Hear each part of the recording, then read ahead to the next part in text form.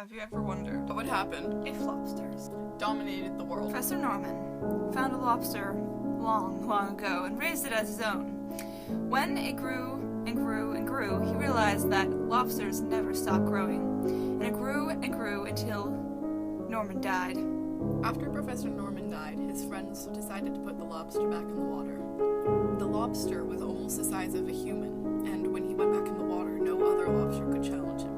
So he just kept growing and growing and growing. Soon, the lobster was so large it stretched all the way from New Hampshire to England. Its back rose maybe 50 feet out of the water, while its stomach was still on the ground. It rested on a large bed of swirling plastic bags. Once the Coast Guard realized how large the lobster had gotten, they wanted to use it to defend their borders. They got scientists to figure out how to do this, and the scientists decided to put a human brain into the lobster.